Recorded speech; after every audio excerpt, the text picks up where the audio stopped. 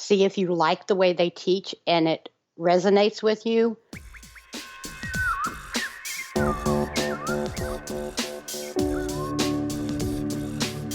My name's Peter Sumpton, and this is the Marketing Study Lab podcast. A podcast for those that are thinking, have thought and are doing, or already have a marketing qualification. But there's a little bit of something for everyone, as we cover a whole host of marketing topics. I chat to some amazing guests, each one a superstar in their own niche. And if you have a burning marketing question already, or after this episode, get in touch, we'll chat it through. peter@marketingstudylab.co.uk, or find me on LinkedIn, the link is in the show notes. If you'd like to leave a review on iTunes, this will really help others find this podcast and spread the marketing word. Now let's get on with today's episode.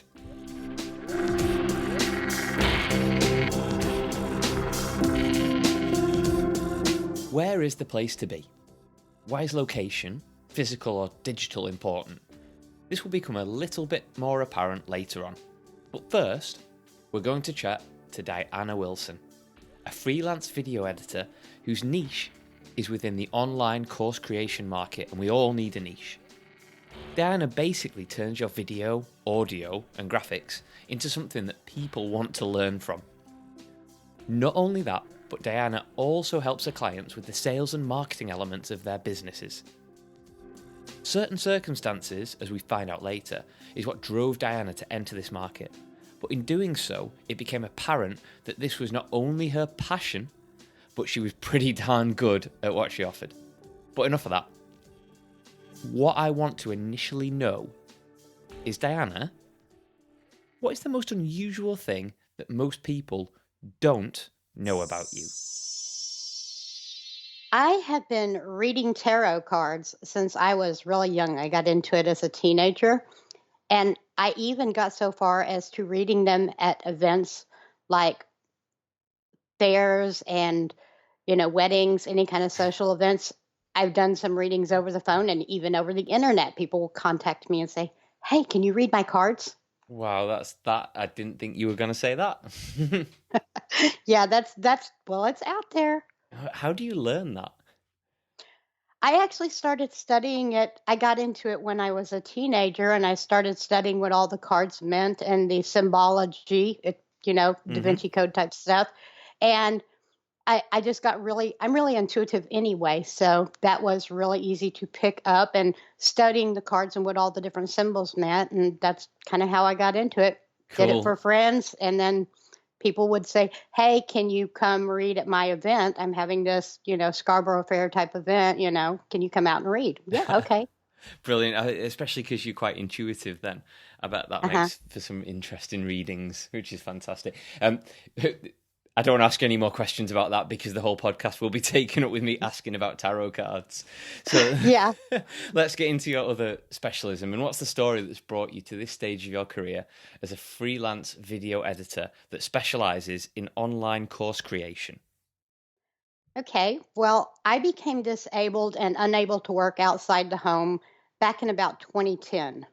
This gave me a whole lot of time to spend on the computer. And after I got over the, oh, poor me phase of my life, I decided to try to find a way that I could make a living from home doing something I enjoy. I did a lot of soul searching and testing to see what I was good at, what people liked, what I liked doing, and what people would pay me for. After going through the virtual assistant field and testing out a lot of that, I discovered I have a knack for video editing, helping people with tech issues. I'm super organized, and I just love playing in software systems. I also have a passion for learning new tech and adore taking online courses, which can be a very expensive hobby. So why not try to focus my skills and my learning on helping people create online courses and launch their courses? They get my video editing skills, they get my technical skills, they get my organizational skills, and I get free access to online courses. That you just summed up there the perfect almost analogy of, if you're not sure what to do in life, or you're not sure what you're good at or what your passion could be, write everything down, look what's in the middle, and do that. Right. Wow, that is superb. So, can you just explain a bit more detail about what a freelance video editor actually does? Sure. That's kind of like asking what a graphic artist does. Freelance video editors all have different skill sets. Some editors are outstanding with audio and they will focus on music videos. Some editors are great with marketing and sales and they will focus on social media, Facebook ads, advertising videos. Some focus on special effects and different camera angles and visual storytelling, and those are the ones that are trying to get a foothold in the movie industry. But my specialty is more around systems and workflows. And so making the tech work and making the tech easy, that's why I jumped into video courses. I can help people by giving them lighting tips, teaching them how to repair the sound. To an extent, I am a technician, not a magician, and even with script writing. And that helps them save time and it creates a quality product that they can then go out and sell to their clients. That's really cool. One thing I've noticed, and a lot of people have noticed, and it's prevalent online simply because it's free and easy access, is this emergence of the online course. Why do you think online courses are now so popular, and what actually makes a good course?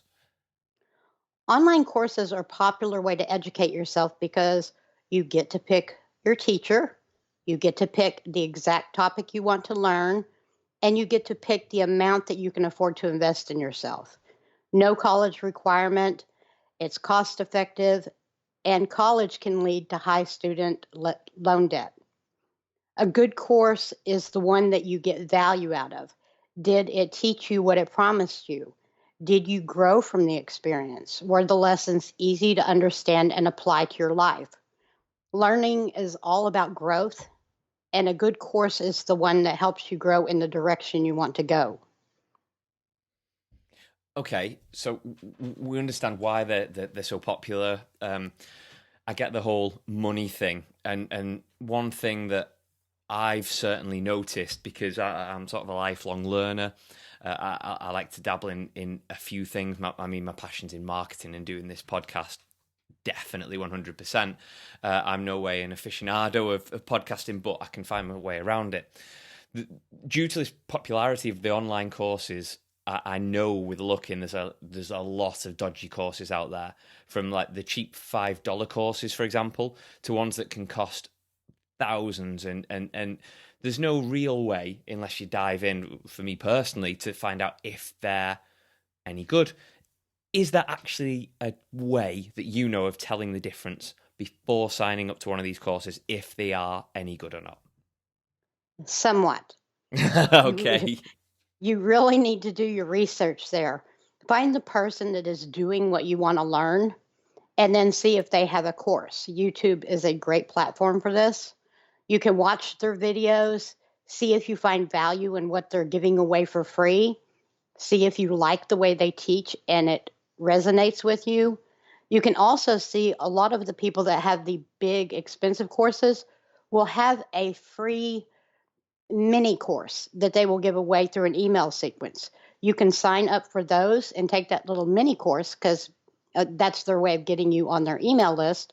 But at the same time, it gives you a chance to sample the wares and see if that resonates with you, if it's teaching you, if you find it valuable. Okay, that's an interesting point.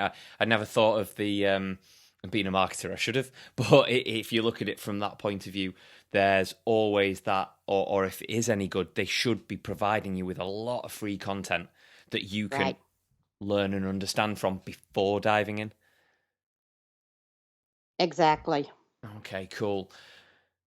I just want to talk about the actual creation of the course content, because that's part of what you do and that's your expertise.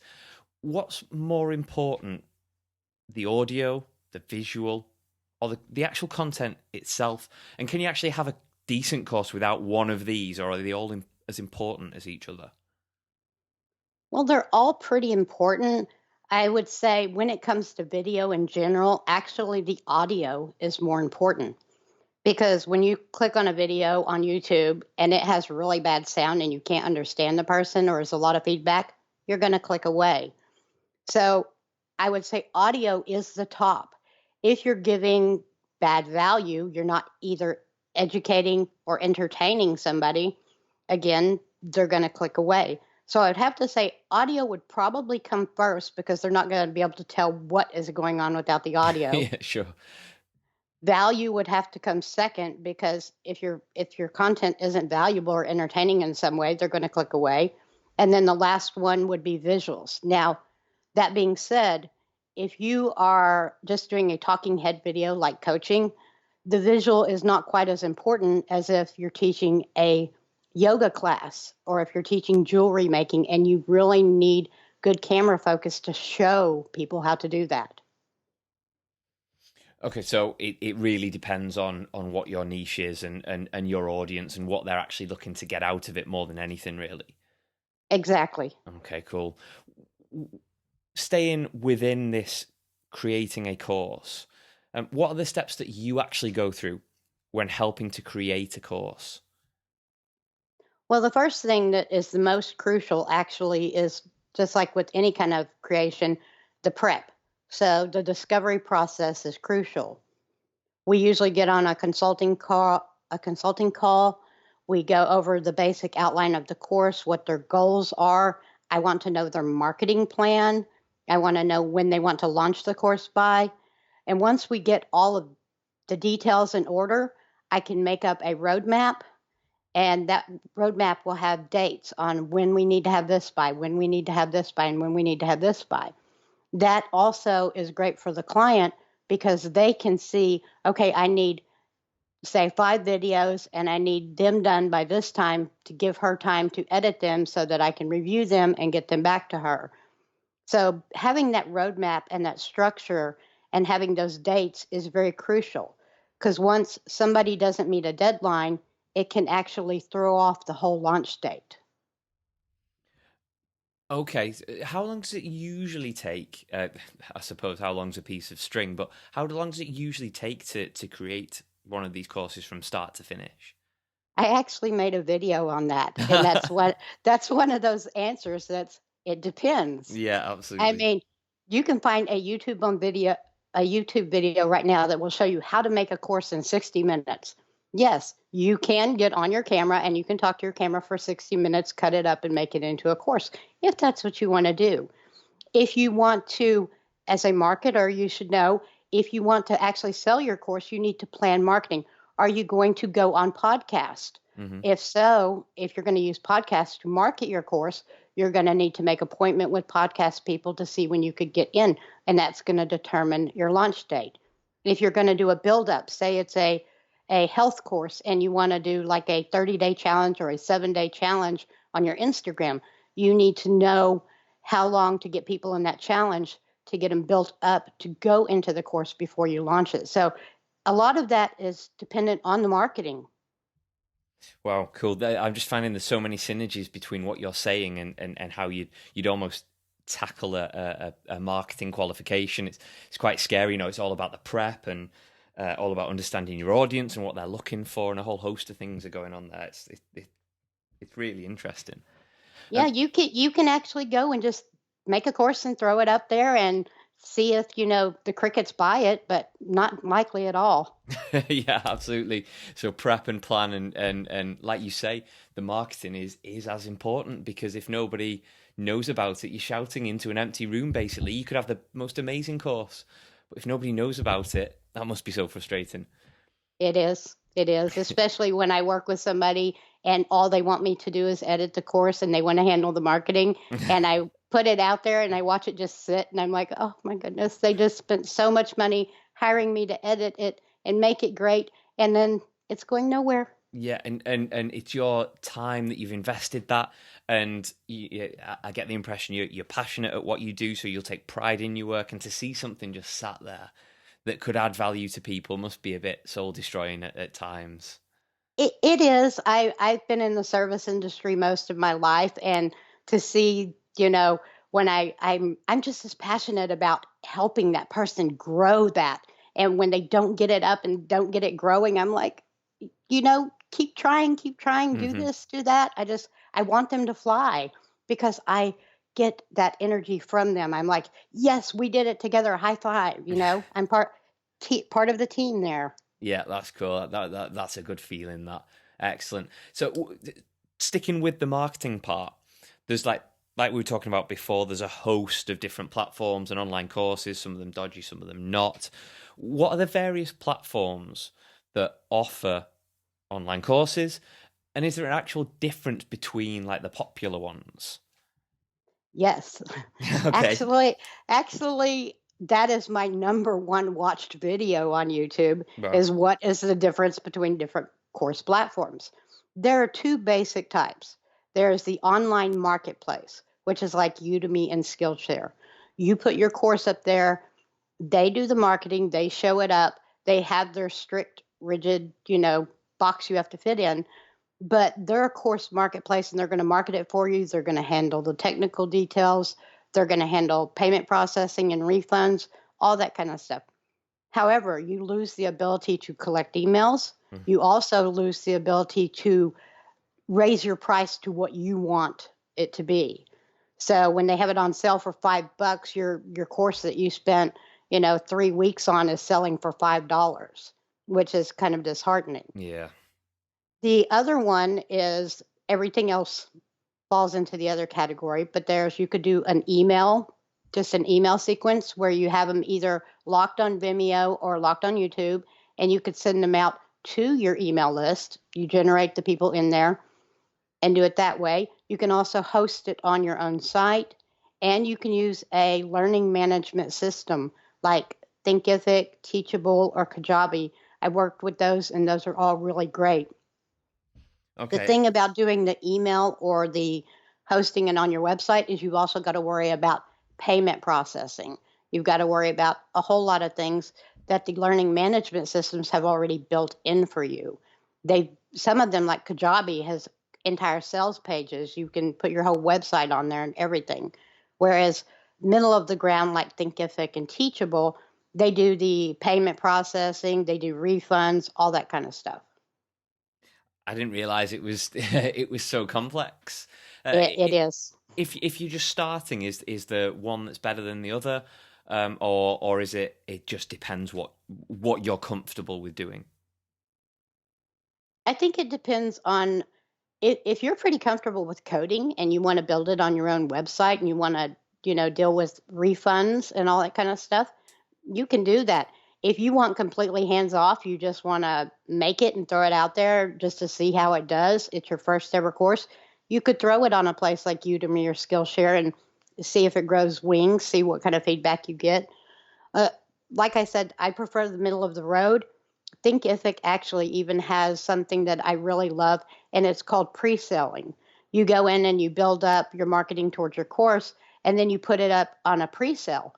And even if you haven't built your course yet, if it gets to a certain amount, then you start making your course. You Hmm. pre-sell for a particular launch date. If it doesn't reach that, you can then say, sorry, we didn't get the minimum requirement of people. Here's your refund. Oh, cool. So there are ways of tentatively trying it if you like. Yes, Yeah. and you can actually do a small email sequence leading into it and see how many people bite on the email sequence leading into it. And if you don't get a lot of hits, then it is not a wise idea to build an entire course anyway without doing pre-selling. Sure, yeah. I get a lot of work and then nothing. Crickets. Right? Oh, disheartening. There won't be any crickets in this bit. I always love a tenuous link into this part. Are you ready for some quick fire questions? Oh yeah. Let's do it. Name one must read business book. Building a Story Brand by Donald Miller. And his daily email is great too. He gives the best business tips. Cool. I have to check that one out. I haven't heard of that one. What was the last thing you Googled? Actually, the movie Ferris Bueller Day Off. And I am going to describe that because I was Yeah. talking to another video editor on LinkedIn earlier, and he's so high energy and high impact. I said, Watching your videos makes me feel like the teacher in Ferris Bueller's Day Off. And he didn't know what I was talking about. So I Googled that and sent him a YouTube video of the teacher, Ben Stein, going, Bueller, Bueller. Love it. What is your most used app at the moment? Actually, YouTube, because Okay. I use that for self-education, I use it for entertainment, and I use it for my business. Excellent. What would be your one tip for people who are studying at the moment? Practice what you learn as you go. That way you will remember it and you can test your skills at how you're learning it. Oh, that's such a good tip. I love that. What is your favorite movie of all time? All the Marvel movies. I Okay. can't pick one. Okay, that's fine. And finally, Diana, if people want to find out more about you, your content creation, um, the freelance video editing that you do, how can they get in touch with you? They can reach me at my website, texastasker.com. And also, if they want to connect and just chat with me, ask a few questions, I am living on LinkedIn and loving it. Everyone loves LinkedIn. I think a lot of people are realizing how good a platform that is. It is. Diana, thank you so much for joining us today. It's been an absolute pleasure. Oh, thank you so much for inviting me. It was great.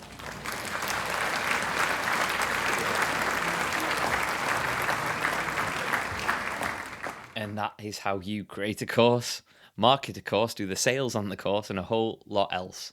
Basically, you go and speak to Diana. But what were my top takeaways from this? First of all, if you're struggling to understand where you fit in life or where your passions are that you can make a living around, Diana has the perfect antidote. Write everything down, find the middle, and how you can combine these elements and focus on this and solely this, your sweet spot. When creating an online course, audio, visual, content, and the value you bring are all important aspects. If you know your audience, you can tailor what you are providing to what they actually want rather than what you think they need. Two very different propositions indeed. And finally, preparation, preparation, preparation. Start with the basics and then develop it from there. If you can create a roadmap for the entire development process, then this will keep you on course, reduce procrastination, and make you more efficient, which is very similar to what I advocate when writing a marketing assignment. Do your prep, start off with the main points, and develop them from there. It's the easiest way to get started.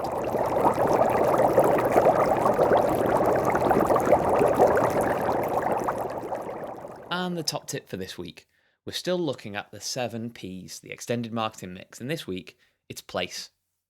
Where do you buy your stuff? Online, retail store, or on the back? Regardless of where you purchase, when you are thinking of place within a marketing mix, there are a few elements that are critical to consider when thinking of your route to market. The first element is how much control do you need within the whole supply chain? If you need to keep a tight control of what your product and service looks like, the packaging, protection, and the delivery, as this is what makes you unique, then it's worth considering going direct to consumers. If you're happy to relinquish this control, or it's more cost effective perhaps, it may be worth handling this part of it over to a distributor or a wholesaler who will take this task away from you so you can work on your unique value propositions. Some other elements you may want to consider that will help you to determine what channels you should be using are as follows. Geographical location. If local, then you may be able to facilitate delivery. International, on the other hand, is probably better to hand it over to an expert that already has the infrastructure in place for dealing with this type of shipping. Consider the product characteristics, such as fragility and the trust put in your supply chain to handle the delivery with no repercussions. This is similar for high ticketed items and the security required to deliver them. And don't forget the dreaded legal issues, legislation. tax implications, trade descriptions, and the crossing of international borders, as well as the variations of each of these within different countries. And finally, make sure the places you intend to use suit both your company, the product or service you are delivering, and, most importantly, it matches your target market's expectations. No, sorry, exceeds your target market's expectations.